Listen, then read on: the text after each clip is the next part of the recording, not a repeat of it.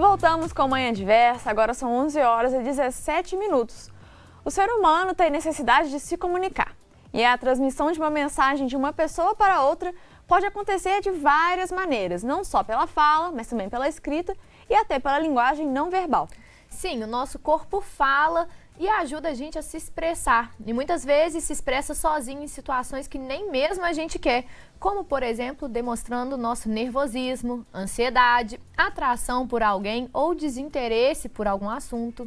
E para conversar com a gente sobre esse assunto, nós convidamos o Leonardo Toledo, que é jornalista e doutor em letras, então seja muito bem-vindo ao Manhã Diversa. Vamos entender um pouco as mensagens que o nosso corpo passa, né? Obrigado, Roberta, obrigado, Mariana. Queria dar bom dia para quem está em casa também, né? E é um prazer estar aqui, sobretudo, para falar sobre um assunto tão instigante assim. Com certeza.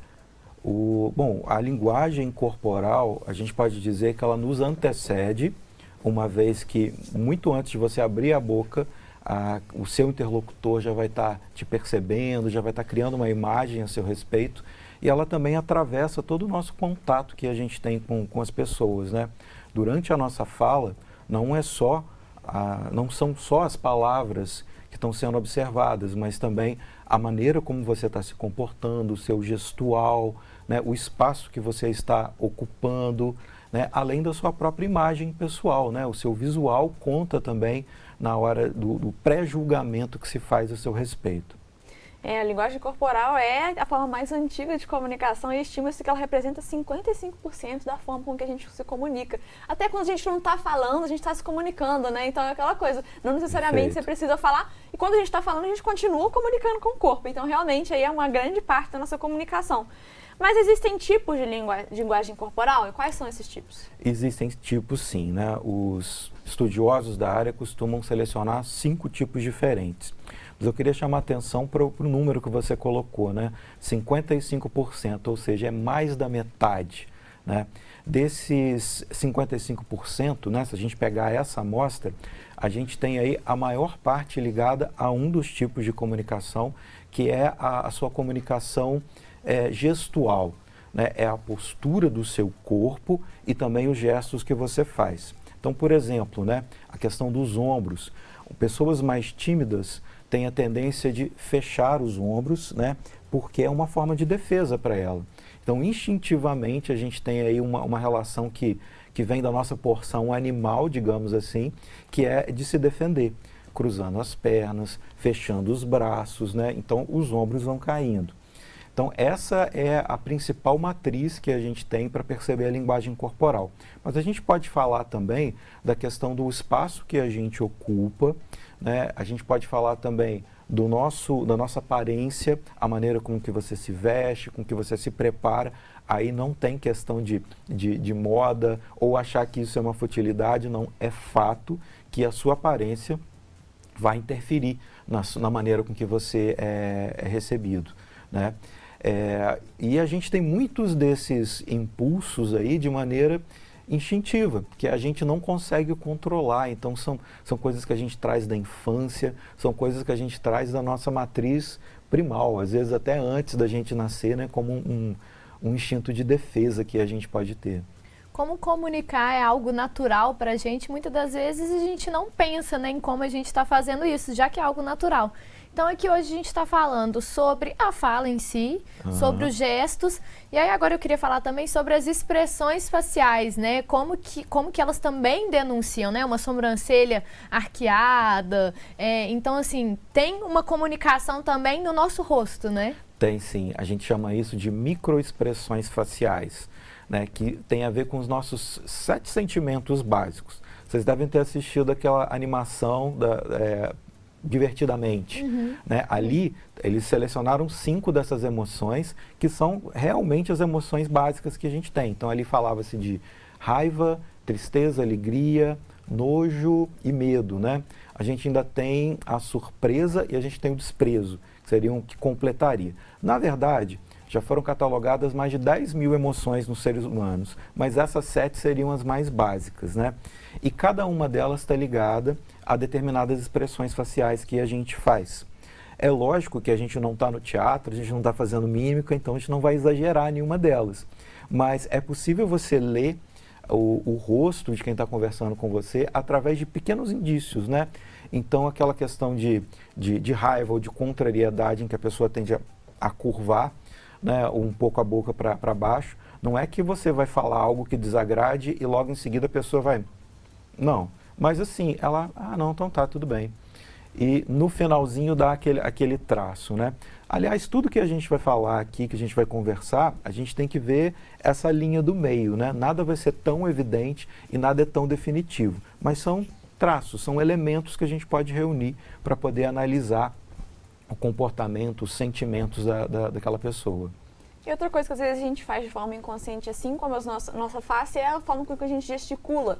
E aí eu estou falando da gesticulação além do básico, apontar para alguma coisa, né? A forma com que a gente gesticula naturalmente quando a gente fala. Uhum. Eu falo sempre com a Roberta que o jeito que ela gesticula é mais elegante. E quando eu falo, eu gesticulo muito assim, né? Então as pessoas têm a forma diferente de gesticular naturalmente, né? Mas essa forma de gesticular também pode passar uma mensagem, né? Se ela abre mais, né? Ou fecha mais. Quais que são as mensagens também que as nossas mãos, assim, passam quando a gente fala? Quando você está gesticulando assim, né, você está dissipando energia. Então, é uma energia que você tem da sua personalidade, né, de ser uma pessoa mais ativa, ou talvez até um traço de ansiedade, de vontade mesmo de dizer, de ênfase, né, e você vai dissipar daquela forma, né. Então, você vai tentar abrir mais os seus movimentos, você vai fazer com mais força, mas tem um outro fator que não é só o psicológico, a gente tem um fator cultural, porque o nosso corpo é educado ao longo da vida também, né? Então, a gente pode pensar, por exemplo, que na cultura italiana, muito famosa, né, eles não têm tanta repressão em relação ao uso do corpo. Então, eles têm movimentos mais amplos, né? Eles usam bastante a mão para dizer as coisas, como nós brasileiros também não temos tanta inibição em relação ao corpo. A gente não é tão tolhido em relação a isso, né? Como você for para uma cultura europeia, sobretudo a nórdica, os ingleses, né? Eles têm um respeito muito maior pela movimentação, então é algo que você tem um espaço, né? Como eu falei, uma das maneiras da gente medir a nossa linguagem corporal é pelo espaço que a gente ocupa, né? E lá há um respeito, né, de pelo menos 1 metro em relação ao outro. Então, é gesticular menos para você não invadir o espaço do outro, e é na hora de você interagir, você também não invadir o corpo do outro, né? De tocar, de se pegar, como a gente tem costume aqui no Brasil ou em outros países latinos. Esse meio ele vai interferir e ao invés de a gente puxar para esse lado de cultura, o meio em si, como você vai gesticular, como você vai falar dentro da sua casa, é diferente de como você vai se comunicar dentro do trabalho, né, dentro do ambiente de trabalho, e assim vai variando, né? No bar você já abre espaço para outro tipo de comunicação. Então eu queria também que você falasse sobre isso, como que o meio, ele também acaba ditando a nossa comunicação. A gente tem diferentes personas, né? A mesma pessoa, ela veste diferentes personagens de acordo com o ambiente em que ela está. Então, eu estou aqui conversando com vocês, eu estou cuidando da minha postura, até mesmo porque é o assunto que eu estou falando, né? Então, eu estou tentando manter os meus ombros relaxados, a minha cabeça num ângulo de 90 graus, né? Que é como, né, se espera que uma pessoa que está desenvolvendo um assunto transmita confiança, né? Agora, como você falou, quando a gente muda de ambiente, você está vestindo outro personagem. Então, com os seus amigos, você já vai querer ser mais divertido, né? Você tem mais liberdade com eles, então você está descontraído. Isso vai libertar o seu corpo, né? Então, você vai conseguir gesticular de uma forma muito mais instintiva. Aqui, eu estou tentando me controlar, né? Estou tentando fazer de uma forma mais educada. Agora, no bar, você tem um outro personagem. Em casa é uma outra persona, né? Você tem uma outra forma de se comportar, porque ali você está com a sua família, com pessoas que não têm as mesmas expectativas, né? Porque mesmo no bar, sendo descontraído, você está ali também, né, para tentar ser um bom amigo, para conversar, ou às vezes para paquerar, né? Então você quer parecer atraente, você quer lançar aquele olhar, né? Então isso tudo vai moldando o seu corpo.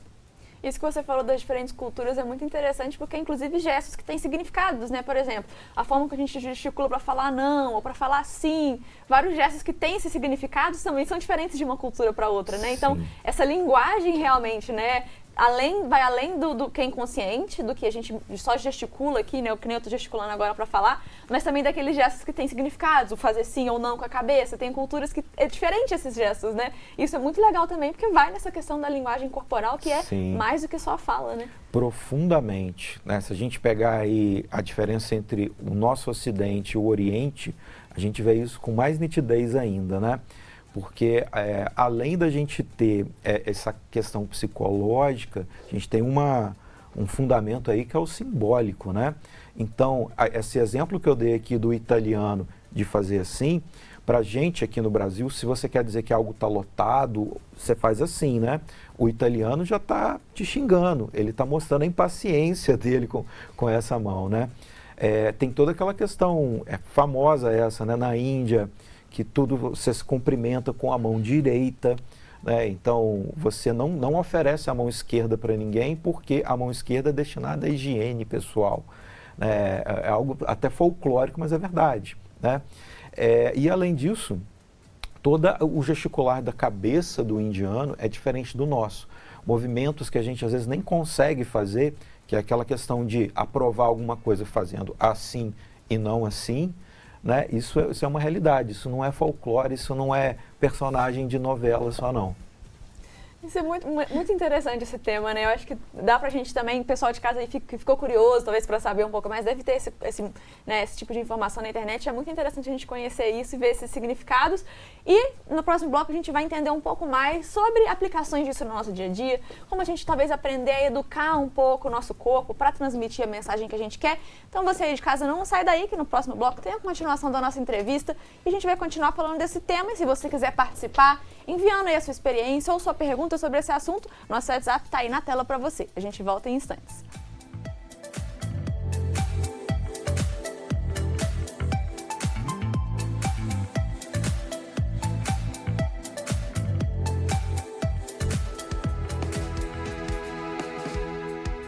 Estão abertas as inscrições para a 36ª Corrida de Santana, em Barroso, no Campo das Vertentes.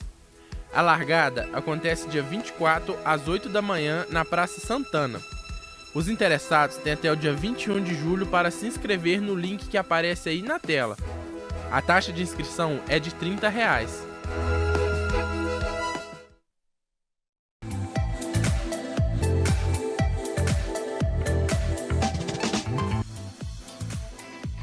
Manhã Diversa de volta mais uma vez para você. Agora são 11 horas e 32 minutos e chegou a hora da gente chamar a nossa equipe de jornalismo direto da redação para ficar bem informado nessa segunda-feira. E quem está lá é o Vitor Ferreira. Vitor, muito bom dia para você. Qual que é a notícia de destaque que abre a nossa semana?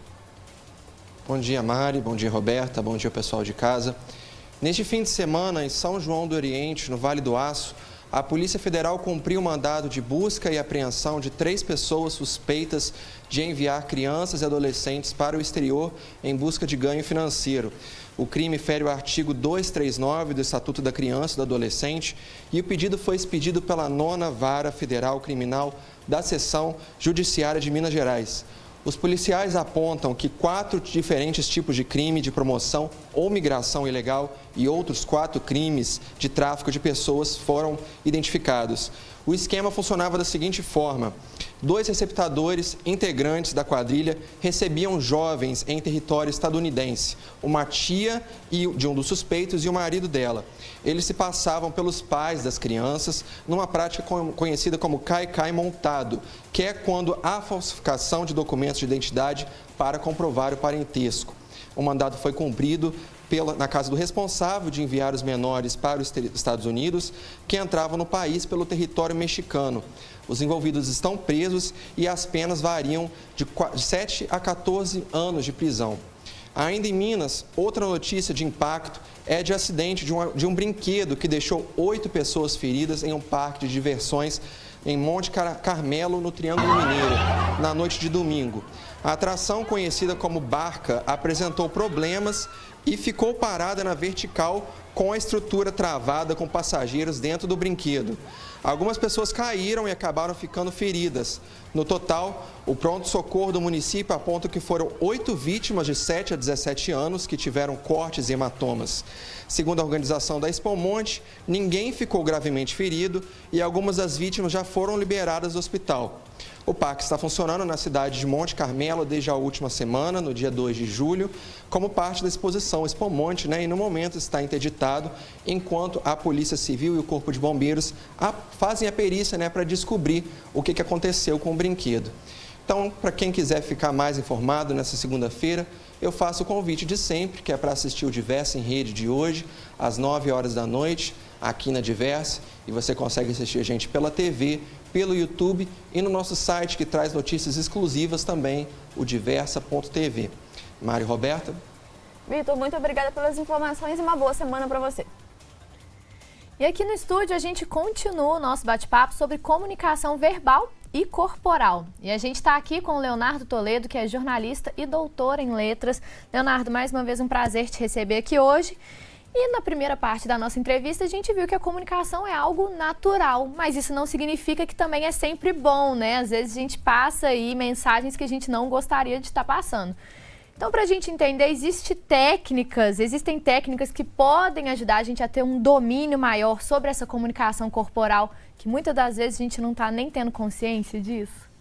Não existe uma técnica milagrosa, né? Você pode até acessar aí canais na internet e você vê algumas pessoas tentando te vender uma receita para isso, tá? Não funciona desse jeito. O que a gente tem que fazer, primeiro, é aprender quais são os principais sinais e passar a observá-los. Você não vai conseguir transformar o seu gestual, a sua linguagem corporal da noite para o dia, mas você pode, de passo em passo, ir modificando isso, né? Então, uma coisa que as pessoas podem observar, né? Como é que é a postura dela? É ereta? Você fica tenso? Você costuma fazer movimentos repetidos, que a gente chama de pacificadores? É aquela coisa de você bater o pé, de você ter um cordão, você ficar... Porque aquilo ali a gente usa como uma estratégia de fuga, né? Então, observe, você tem alguns desses gestos? Se tiver, passa a se policiar sobre eles, mas assim, um de cada vez. Tá? Não se cobre para você se modificar da noite para o dia, porque isso não vai acontecer, né? Então é isso, é observar, tá? Tomar consciência desses gestos e logo em seguida tentar ir controlando passo a passo. Esse dos acessórios, enquanto ele falava, eu sou cheia de anel, adoro anel. E aí você falando me veio, direto eu perco o anel porque eu fico trocando um anel para outra mão e isso então... significa alguma coisa, né? Então é a mania de mexer no cabelo e mexer os dedos dos pés. Realmente, fazer então assim, acho que a gente trabalhar para ter essa consciência, né? São os movimentos pacificadores, né? A gente fica tenso, essa tensão entra no nosso corpo. Então o primeiro passo é você se fechar. Então é muito comum, né? Vocês devem receber entrevistados aqui que logo fazem assim, aqui na cadeira, né? É a forma de defesa. Quando você tenta liberar isso, o seu corpo vai para outra válvula de escape, né? Então é aquela perna que fica batendo, né? Ou então qualquer outra mania que você possa ter, que você vai descarregar a sua atenção naquilo e você vai se sentir mais confortável, né? Só que para quem está te observando, isso é um indício de que você está inseguro. Com certeza. Esse tipo de coisa fala muito sobre o que a gente está sentindo, né? E a comunicação verbal e a comunicação corporal se relacionam muito, né? Por exemplo, muitas pessoas têm dificuldade de falar em público e o nervosismo acaba transparecendo e até prejudicando a capacidade dessa pessoa de expressar as ideias e pensamentos com clareza, né? É possível desenvolver essa habilidade de falar em público, tanto na questão do físico, né? Quanto na questão de conseguir se expressar bem mesmo estando nervoso? Sim, é possível sim, né? Mais uma vez, assim, eu ressalto que tudo é gradual, né? Mas eu acho que o primeiro passo para você aprender a falar melhor em público é você se preparar mais. Se você é uma pessoa insegura, tente se preparar com mais antecedência, estudar mais sobre aquilo, porque aí você já tem um domínio muito maior daquele assunto. Você tem mais repertório, né? Segundo, você praticar. Vale a pena você praticar, nem que seja em casa, diante de um espelho, né? E o terceiro é você ir se lançando a pequenos desafios, né? Você não vai começar com uma palestra para 500 pessoas, né? Mas você fala para um pequeno grupo para ir perdendo a inibição, dessa forma que eu disse, tendo se preparado bem, tendo ensaiado antes. Depois você vai aumentando, né, o número do seu público e assim você vai gradualmente tomando confiança. Porque o que faz a pessoa ficar nervosa, né? É aquela ansiedade de, e se eu não souber desenvolver o assunto, e se eu não souber falar, né? Aí, quanto mais confiança ela conquista, essa sensação tende a amenizar. Leonardo, enquanto você estava falando, a gente viu aí algumas imagens de teatro, porque o teatro é sim uma ótima saída para as pessoas que são meio tímidas ou que têm essa dificuldade na hora de se expressar e que querem, né, melhorar, porque afinal de contas comunicação é tudo, né? Então a gente viu aí algumas imagens, porque já fica aí a dica para o pessoal que sente que está travado, que pode e que quer melhorar, né? Talvez aí incluir o teatro seja uma ótima alternativa, né? O teatro ele vai justamente cumprir essas etapas, né? Porque no teatro, primeiro, você ensaia bastante, então você já tem o seu texto, você já tem o seu roteiro ali para seguir, né? Vai repetir aquilo até você se sentir seguro e também tem aquele fator, né, do passarinho que é julgado também uma hora para fora do ninho, não pode ficar sendo protegido para sempre. Então, vai chegar o dia da sua estreia e nesse dia você tem que estar pronto, nesse dia você vai começar. Uma vez que passou a estreia, o segundo dia já não vai ser mais tão difícil, né? Até você conquistar essa confiança em si mesmo. E a expressão corporal é uma ferramenta de comunicação importante em qualquer fase da vida, né? E pode também acabar sendo uma ferramenta aí na educação. Como que a gente pode trabalhar isso com as nossas crianças, né? Essas diferentes formas de comunicação e de expressão? Eu acho que o primeiro lugar é dar liberdade para a criança, né? É lógico que a gente tem todo um código, né, de educação, que é o código de você não ser expansivo demais, não invadir o outro, não agredir o outro, às vezes com um movimento muito brusco, né? Mas a gente tem que tomar cuidado porque a criança ela está em formação da personalidade dela.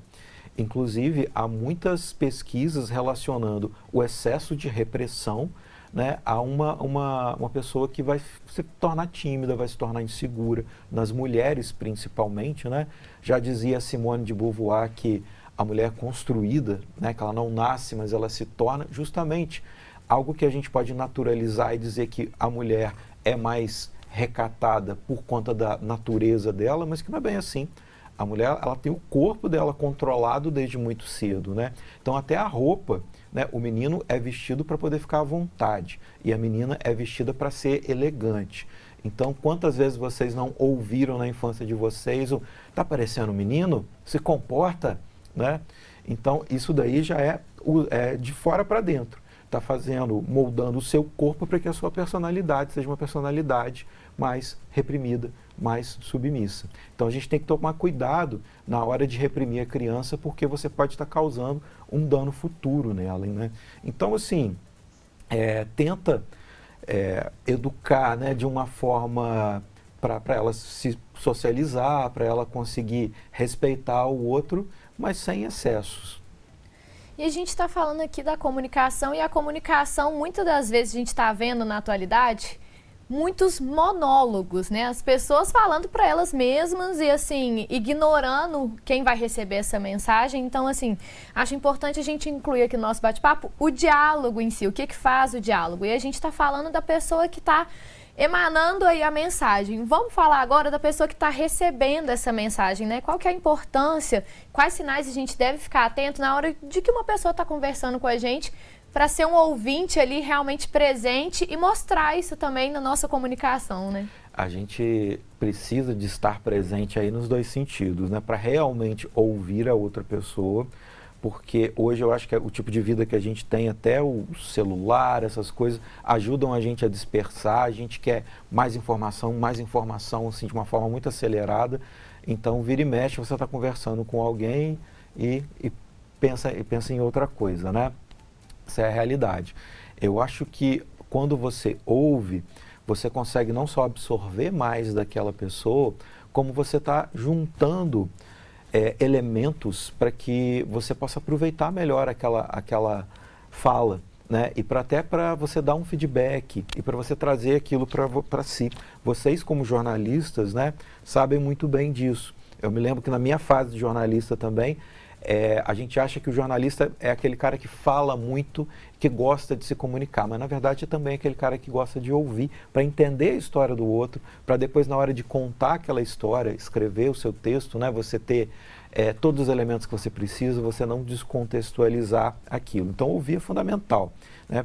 Na sua casa, para você se relacionar melhor com seus familiares, você entender o que a pessoa está querendo te dizer, e você pode também ler essa pessoa através dos sinais que ela vai apresentar, né? Então, aquele senho muito franzido é sinal de preocupação, né? Algum tipo ali de contrariedade que aquela pessoa está passando, né?